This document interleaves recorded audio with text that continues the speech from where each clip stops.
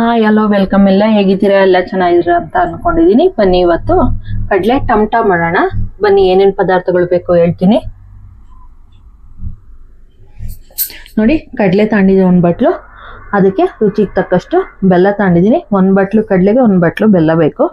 ಆಮೇಲೆ ಏಲಕ್ಕಿ, ಶುಂಠಿ 2 ತಗೊಂಡಿದ್ದೀನಿ. ಬಿಳಿ ಎಳ್ಳು ತಗೊಂಡಿದ್ದೀನಿ. ಬಿಳಿ ಎಳ್ಳು ಬೇಕು ಅಂದ್ರೆ ಬಿಳಿ ಎಳ್ಳು ತಗೋಬಹುದು, ಇಲ್ಲಾಂದ್ರೆ ಕಪ್ಪು ಎಳ್ಳು ಹಾಕೋಬಹುದು. ನಾನು ಬಿಳಿ ಎಳ್ಳು ತಗೊಂಡಿದ್ದೀನಿ. ಮತ್ತೆ ಕೊಬ್ಬರಿನ ಸಣ್ಣದಾಗೆ ಹೆಚ್ಚಿಟ್ಕೊ ಬಂದಿದ್ದೀನಿ, ಸಿಪ್ಪೆ ತೆಗಿಯೋದು ಬೇಡ, ಹಾಗೆ ಇರಲಿ. ಮತ್ತು ಹಸಿ ಕಡಲೆ ಬೀಜ, ಇದನ್ನು ಹುರ್ಕೋಬೇಕು. ಬೆಲ್ಲನ ಕರಗಿಸ್ಕೋಬೇಕು. ಬನ್ನಿ ಬೆಲ್ಲ ಕರಗಿಸ್ಕೊಳ್ಳೋಣ, ಹಾಗೆ ಕಡಲೆ ಬೀಜ ಹುರ್ಕೊಳ್ಳೋಣ. ನೋಡಿ, ಬೆಲ್ಲ ತಗೊಂಡಿದ್ನಲ್ಲ, ಬೆಲ್ಲ ಹಾಕಂತ ಇದ್ದೀನಿ.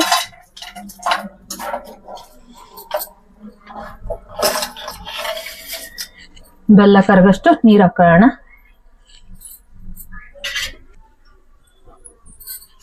ನೋಡಿ, ಬೆಲ್ಲ ಕರಗಷ್ಟು ನೀರು ಹಾಕಂತ ಇದೀನಿ. ಒಂದು ಅರ್ಧ ಲೋಟದಷ್ಟು ನೀರು ಹಾಕೊಂಡಿದೀನಿ.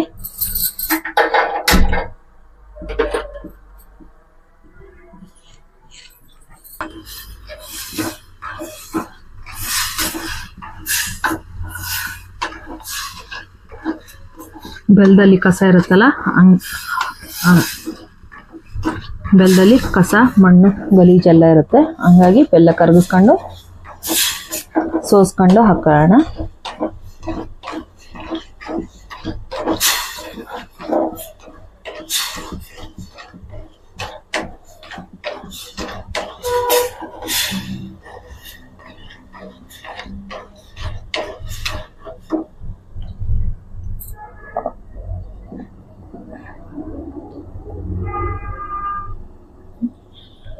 ಉರಿ ಸಣ್ಣ ಉರಿಯಲ್ಲಿ ಬೆಲ್ಲ ಕರಗಿಸ್ಕೊಳ್ಳಿ, ಇಲ್ಲಾಂದ್ರೆ ಪಾಕ ಬಂದಂಗೆ ಆಗ್ಬಿಡುತ್ತೆ.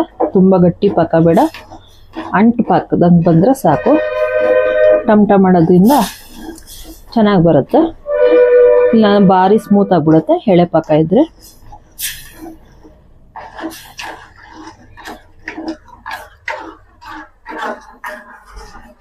ಒಂದು kg ಕಡಲೆಗೆ 1 kg ಬೆಲ್ಲ ಆದರೆ ಕರೆಕ್ಟ್ ಸ್ವೀಟು ಕರೆಕ್ಟ್ ಆಗುತ್ತೆ.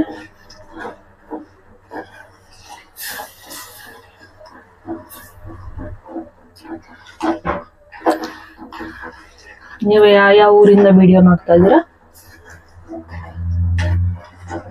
ನೀವುಗಳು ಯಾವ ಊರಿಂದ ವಿಡಿಯೋ ನೋಡ್ತಾ ಇದ್ದೀರಾ, ಅವರು ಎಲ್ಲಿಂದ ನೋಡ್ತಾ ಇದ್ದೀರಾ ಅವರು ನಮಗೆ ಕಮೆಂಟ್ ಮಾಡಿ, ಲೈಕ್ ಮಾಡಿ, ಶೇರ್ ಮಾಡಿ, ಸಬ್ಸ್ಕ್ರೈಬ್ ಮಾಡಿ. ಬೆಲ್ ಐಕಾನ್ ಅನ್ನು ಒತ್ತಿ, ನೋಟಿಫಿಕೇಶನ್ ಬರುತ್ತೆ.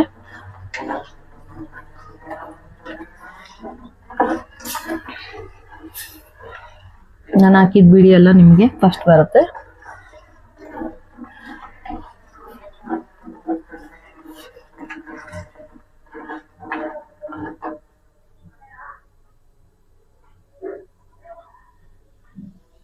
ಬೆಲ್ಲ ಕರಗಿಸ್ಕೊ ಬರ್ತೀನಿ ನೋಡಿ. ಬೆಲ್ಲ ಕರಗಿದಾಗಿದೆ ಈಗ ನೋಡಿ.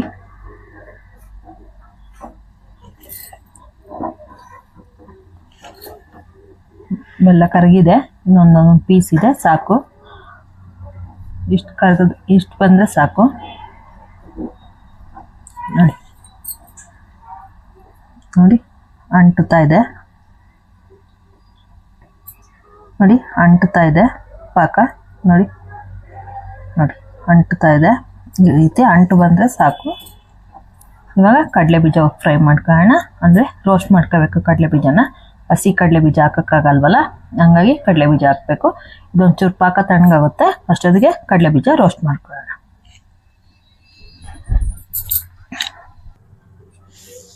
ನೋಡಿ, ಕಡಲೆ ಬೀಜ ಫ್ರೈ ಮಾಡ್ಕೊಳ್ಳೋಣ.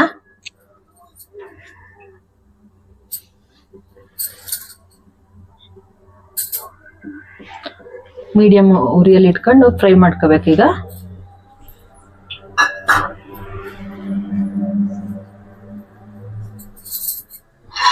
ತುಂಬ ಜೋರಿ ಉರಿಯಲ್ಲಿ ಇಟ್ಕೊಂಡು ಕಪ್ಪಗೆ ಮಾಡ್ಕೋಬೇಡಿ, ಮೀಡಿಯಮ್ ಆಗ ಹುರ್ಕೋಬೇಕು. ಸಿಪ್ಪೆ ಹೋಗಂಗಿದ್ರೆ ಸಾಕು.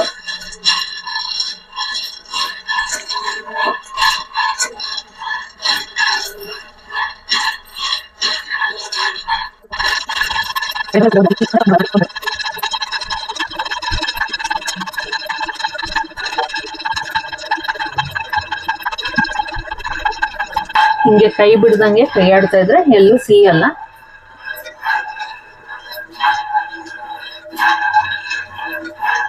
ನೋಡಿ ಈ ರೀತಿ ಕೈ ಆಡ್ತಾ ಇರ್ಬೇಕು. ಸಿಪ್ಪೆ ಆಟೋಮೆಟಿಕ್ ಆಗಿ ಅದೇ ಸಿಪ್ಪೆ ಬಿಚ್ಕೊಂತ ಬರುತ್ತೆ.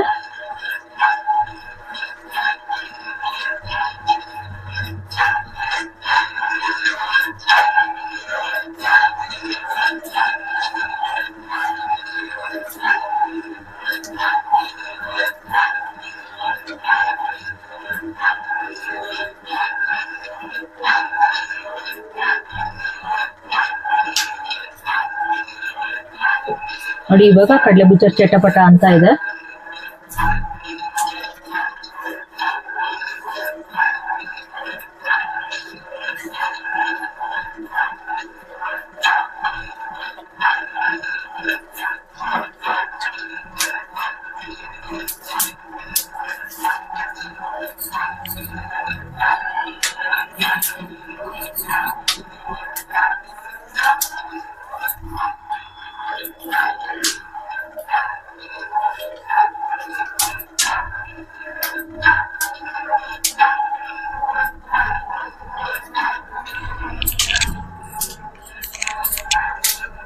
ಮೀಡಿಯಂ ಫ್ಲೇಮ್ ಅಲ್ಲಿ ಇಟ್ಕೊಂಡು ಹುರಿಬೇಕು.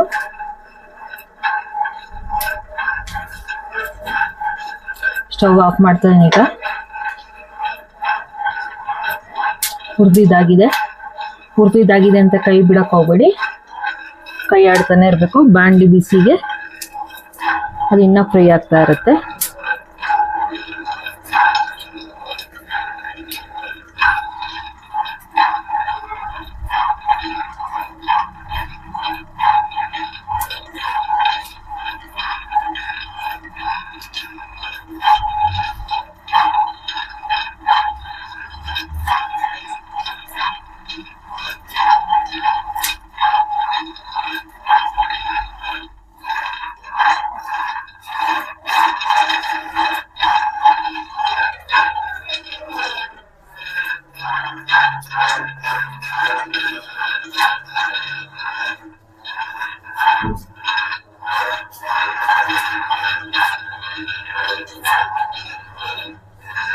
ಇದಾಗಿದೆ, ಒಂದು ಪ್ಲೇಟಿಗೆ ಹಾಕಂತ ಇದ್ದೀನಿ.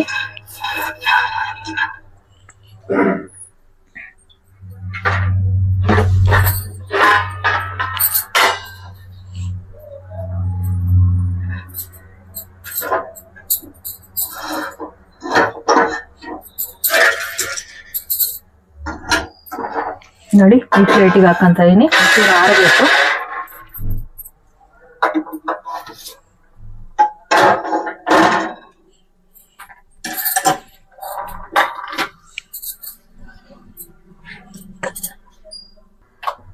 ನೋಡಿ ಅದೇ ಫ್ರೈಯಿಂಗ್ ಅಂದ್ರೆ ಕಡಲೆ ಬೀಜ ಹುರಿದಿರ್ತೀವಲ್ಲ ಅದೇ ಬಾಣಲಿಯಲ್ಲಿ ಎಣ್ಣೆ ಹುರ್ಕೋಬೇಕು. ನೋಡಿ ನಾನು ಲೈಟಾಗಿ ಹುರಿದಿಟ್ಟಿರ್ತೀನಿ, ಹಾಗಾಗಿ ನಾನು ನಿಮಗೆ ಮತ್ತೆ ಹುರಿತಾ ಇದ್ದೀನಿ. ಕ್ರಿಸ್ಪಿನೆಸ್ ಹೋಗಿರುತ್ತೆ ಅಂತ ಒಂದ್ಸತಿ ಫ್ರೈ ಮಾಡಿಬಿಟ್ಟು ಹಾಕೋಣ. ತುಂಬ ಕಪ್ಪಾಗಂಗೆ ಹುರಿಯೋದು ಬೇಡ, ಎಣ್ಣೆ ಹುರಿದಿಟ್ರೆ ಹುಳ ಆಗಲ್ಲ ಅಂತ ಹೇಳಿ ನಾನು ಹುರಿದು ಇಟ್ಕೊಂಡಿರ್ತೀನಿ. ನೋಡಿ ಸಾಕು, ಇವಾಗ ಆಗಿದೆ, ಕೆಂಪು ಬಂದೋಯ್ತು ನೋಡಿ. ಇದೇ ಇದಕ್ಕೆ ನೋಡಿ ಕ್ರಿಸ್ಪಿ ಆಗಲಿಕ್ಕೆ ನಾನು ಕೊಬ್ಬರಿನೂ ಹಾಕ್ತಾಯಿದ್ದೀನಿ. ಒಂದು ಬಟ್ಲಷ್ಟು ಕೊಬ್ಬರಿ ಇಟ್ಕೊಂಡಿದ್ನಲ್ಲ, ಅರ್ಧದಷ್ಟು ಮಾತ್ರ ಹಾಕ್ಕೊತಾ ಇದ್ದೀನಿ. ಆ ಬಾಣಲಿ ಬಿಸಿಯಲ್ಲಿ ಅದು ಕೊಬ್ಬರಿನೂ ಫ್ರೈ ಆಗುತ್ತೆ, ಕಚ್ಚಿ ಕಚ್ಚಿ ಅಂತ ಅನ್ನಲ್ಲ.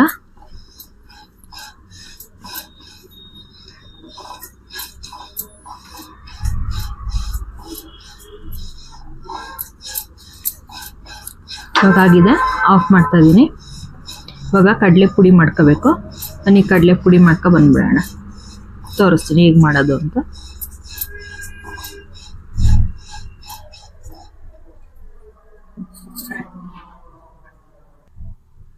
ನೋಡಿ ಕಡಲೆನ ಮಿಕ್ಸಿ ಮಾಡ್ಕೋಬೇಕು. ಕಡಲೆನ ಹಾಕೊಂತ ಇದೀನಿ ಈಗ.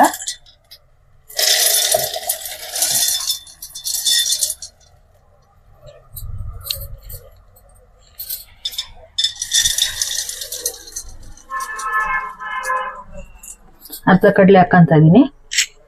ಅದ್ರ ಜೊತೆಗೆ ಏಲಕ್ಕಿ ಮತ್ತೆ ಒಣ ಶುಂಠಿ ಇಟ್ಕೊಂಡಿದ್ನಲ್ಲ ಅದನ್ನು ಹಾಕೊಂತ ಇದೀನಿ. ಅದನ್ನ ಪುಡಿ ಮಾಡ್ಕೊ ಬರ್ತೀನಿ. ಈಗ ಪೂರ ನುಣ್ಣಗಾಗ್ಬೇಕು, ನುಣ್ಣಗ್ ಪುಡಿ ಮಾಡ್ಕೊ ಬರ್ಬೇಕು. ಬನ್ನಿ ಇವಾಗ ಪೂರ ನುಣ್ಣಗ್ ಮಾಡ್ಕೊಂಡು ಜಲ್ಲಿಸ್ಕೋಬೇಕು. ತರಿ ತರಿ ಇರುತ್ತೆ ಕಡ್ಲೆಯಲ್ಲಿ, ಅದು ತರಿ ತರಿ ಬೇಡ ನಮಗೆ. ತರಿ ತರಿ ಇದ್ರೆ ಟೊಮಟದಲ್ಲಿ ತಿನ್ನುವಾಗ ಒಂಥರ ಕಲ್ಲು ಸಿಕ್ತಂಗ ಅನ್ಸುತ್ತೆ, ಗಟ್ಟಿ ಸಿಕ್ತಂಗ ಅನ್ಸುತ್ತೆ. ಕಲ್ಲು ಅಂದ್ರೆ ಕಡ್ಲೆಲ್ಲ ಏನು ಕಲ್ಲಿರಲ್ಲ, ಗಟ್ಟಿ ತರಿ ತರಿ ಸಿಕ್ತಂಗ ಆಗುತ್ತೆ. ಅದು ಸಿಗ್ಬಾರ್ದು ಅಂತ ಅಂದ್ರೆ ಜಲ್ಲಿಸ್ಕೋಬೇಕು. ಜಲ್ಸ್ಕೊಂಡು ಬರ್ತೀನಿ ನಾನು.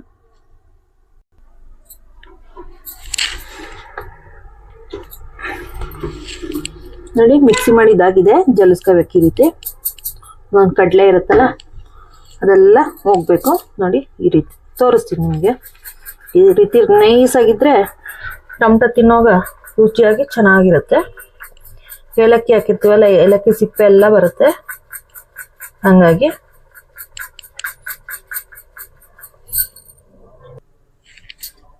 ನೋಡಿ ಈ ರೀತಿ ರವೆ ಇರುತ್ತೆ ಅಂತ ಹೇಳಿ ನಾನು ಜಲ್ಲಿಸ್ಕೊಂಡಿದ್ದೀನಿ. ನೋಡಿ ಕಡ್ಲೆನೂ ಇದೆ, ಉಳ್ದಿದೆ, ಹಂಗೆ ಹಾಕೊಳಕ್ಕಾಗಲ್ಲ. ಈ ರೀತಿ ರವೆ ಬರುತ್ತೆ ಅಂತ ಹೇಳಿ ಜಲ್ಸಿರೋದು. ಈ ರವೆ ಇದ್ರೆ ತಿನ್ನಕ್ಕೆ ಅಷ್ಟು ರುಚಿ ಅನ್ಸಲ್ಲ. ನಾನು ಮಾಡೋದು ಈ ರೀತಿ. ನೀವುಗಳು ಯಾವ ರೀತಿ ಮಾಡ್ತೀರಾ ಅಂತ ಕಮೆಂಟ್ ಮಾಡಿ ತಿಳಿಸಿ. ಕಡಲೆ ಎಲ್ಲ ಪುಡಿ ಮಾಡ್ಕೊಂಡು ಜಲ್ಲಿಸ್ಕೊ ಬಂದಿದ್ದೀನಿ. ಏಲಕ್ಕಿ ಮತ್ತೆ ಶುಂಠಿ ಎರಡನ್ನು, ಒಣ ಶುಂಠಿನ ಎರಡನ್ನು ಹಾಕಿ ಪುಡಿ ಮಾಡ್ಕೊಂಡು ಬಂದಿದ್ದೀನಿ. ಇವಾಗ ಹಿಟ್ಟು ಜಲ್ಸಾಗಿದೆ. ಇವಾಗ ಅದಕ್ಕೆ ಕಡಲೆ ಬೀಜ ರೋಸ್ಟೆಡ್ ಹಾಕ್ಕಂತ ಇದೀನಿ. ಮತ್ತೆ ಹೆಚ್ಚಿರೋ ಕೊಬ್ಬರಿ, ಮತ್ತೆ ಸ್ವಲ್ಪ ಕಡಲೆ, ಮಧ್ಯ ಕಡಲೆ ಸಿಕ್ಕಿದ್ರೆ ಚೆನ್ನಾಗಿರುತ್ತಲ್ಲ, ಹಂಗಾಗಿ ಕಡಲೆ ಹಾಕ್ತಾ ಇದ್ದೀನಿ. ಮತ್ತೆ ಎಳ್ಳು,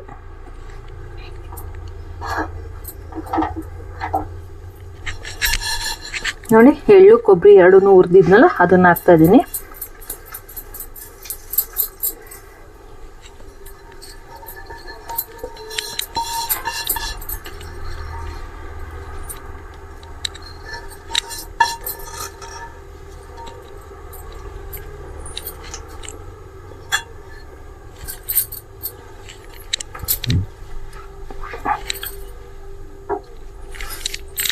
ಎಲ್ಲದನ್ನು ಮಿಕ್ಸ್ ಮಾಡ್ಕೋಬೇಕು.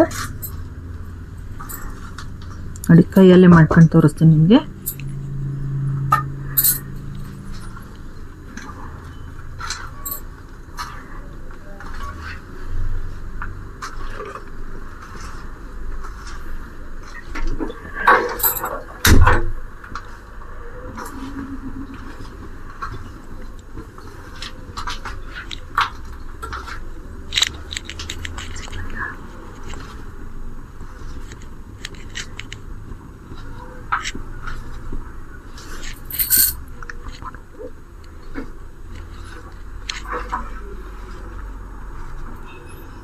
ನೋಡಿ ಎಲ್ಲ ಈಕ್ವಲ್ ಆಗಿ ಕಲಸಿದ್ದೀನಿ. ಇವಾಗ ಬೆಲ್ಲದ ಪಾಕ ಮಾಡ್ಕೊಂಡಿದ್ವಲ್ಲ ಅದನ್ನು ಹಾಕ್ಬಿಟ್ಟು ಸೋಸ್ಕೊಂಡು ಹಾಕ್ಕೋಬೇಕು. ನೋಡಿ ಈ ರೀತಿ ಗುಂಡಿ ಮಾಡ್ಕೊಂಡು ಇವಾಗ ಬೆಲ್ಲದ ಪಾಕ ಹಾಕೋಣ.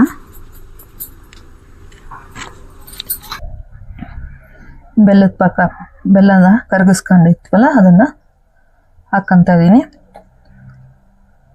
ಅಷ್ಟನ್ನು ಹಾಕೋದು ಬೇಡ, ಅರ್ಧ ಹಾಕ್ಕೊಂಡು ಇನ್ನು ಅರ್ಧ ಇಟ್ಕೊಳ್ಳೋಣ. ಸಿಹಿ ನೋಡ್ಕೊಂಡು ಮತ್ತೆ ಹಾಕೋಣ, ಅದೇನು ವೇಸ್ಟ್ ಆಗಲ್ಲ. ಮತ್ತೆ ಪಾಯಸ ಮಾಡ್ತೀವಲ್ಲ ಆ ಟೈಮಲ್ಲಿ ಹಾಕ್ಕೋಬೋದು. ಬಿಸಿ ಇರುತ್ತೆ ನೋಡ್ಕೊಂಡು ಕೈ ಹಾಕಿ ಇಲ್ಲ ಸ್ಪೂನಲ್ಲಿ ಕಲಿಸ್ಕೊಳ್ಳಿ.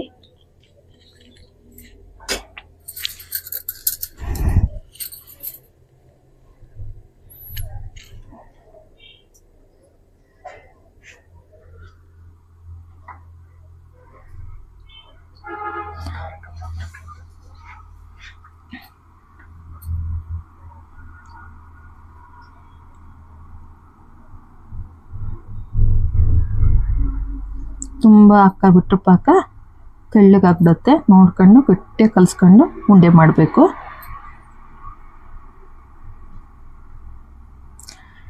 ಲೈಕ್ ಮಾಡಿ, ಶೇರ್ ಮಾಡಿ, ಸಬ್ಸ್ಕ್ರೈಬ್ ಮಾಡಿ, ಬೆಲ್ಲೈಕನನ್ನು ಒತ್ತಿ ನೋಟಿಫಿಕೇಶನ್ ಬರುತ್ತೆ. ನಾನು ಮಾಡಿದ ವಿಡಿಯೋ ಎಲ್ಲ ಫಸ್ಟೇ ಬರುತ್ತೆ ನಿಮಗೆ ನೋಟಿಫಿಕೇಶನ್. ಬೆಲ್ಲೈಕನನ್ನು ಒತ್ತಿದಾಗ ಹಾಲ್ ಅಂತ ಬರುತ್ತೆ, ಅದಕ್ಕೆ ರೈಟ್ ಮಾರ್ಕ್ ಮಾಡ್ಕೊಂಡ್ರೆ ನಾನು ಹಾಕಿದ ವಿಡಿಯೋ ಎಲ್ಲ ನಿಮಗೆ ಫಸ್ಟೇ ಬರುತ್ತೆ.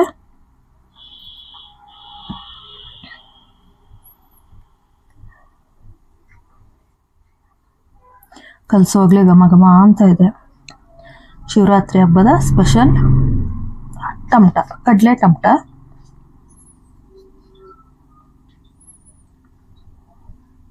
ನೀವು ಹಬ್ಬಕ್ಕೆ ಏನೇನು ಸ್ಪೆಷಲ್ ಮಾಡ್ತೀರಾ ಅಂತ ಕಮೆಂಟ್ ಮಾಡಿ ತಿಳಿಸಿ.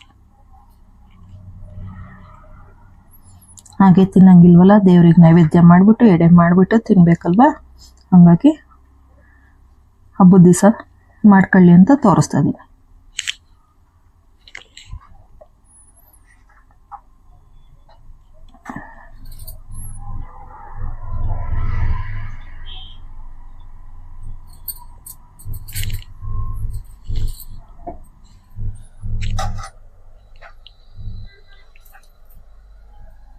ಫಸ್ಟೇ ಬೆಲ್ಲ ಪಾಕ ಹಾಕೊಂಡಿದ ತಕ್ಷಣ ಕೈ ಹಾಕಿ ಇದು ಮಾಡೋಕ್ಕೆ ಹೋಗ್ಬೇಡಿ, ಕೈ ಸುಡುತ್ತೆ ನೋಡಿ. ಹಿಂಗೆ ಇವಾಗಲೂ ಬಿಸಿ ಇದೆ ನೋಡಿ. ಸ್ವಲ್ಪ ತಗೊಂಡು ಕಟ್ಕೋಬೇಕು.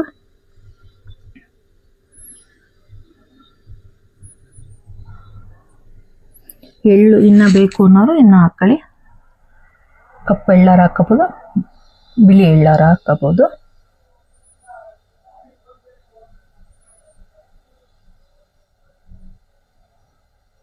ಪೂರ್ತಿ ಮಾಡ್ಕೊಂಬಂದ್ಬಿಡ್ತೀನಿ, ನಿಮಗೆ ತೋರಿಸ್ತೀನಿ ನೋಡಿ. ಕಟ್ಟೋಗ ಕಡಲೆ ಬೀಜ ಎಲ್ಲ ಇರುತ್ತಲ್ಲ ಮಧ್ಯ ಬಿಟ್ಕೊಬಿಡುತ್ತೆ. ಹಿಂಗೆ ಟೈಟಾಗಿ ಅಮ್ಕಿ ಕಟ್ಟಬೇಕು.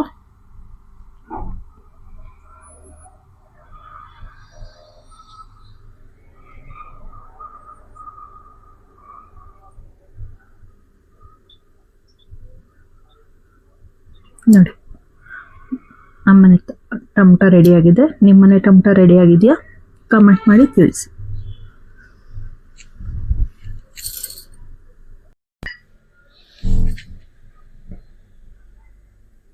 ನೋಡಿ, ರೆಡಿಯಾಗಿದೆ ಕಡಲೆ ಟಮಟ. ಮಾಡ್ಕೊಳ್ಳಿ, ತಿನ್ಕೊಳ್ಳಿ, ಟೇಸ್ಟ್ ನೋಡಿ ಹೆಂಗೆ ಬಂತು ಅಂತ ಕಮೆಂಟ್ ಮಾಡಿ. Thank you.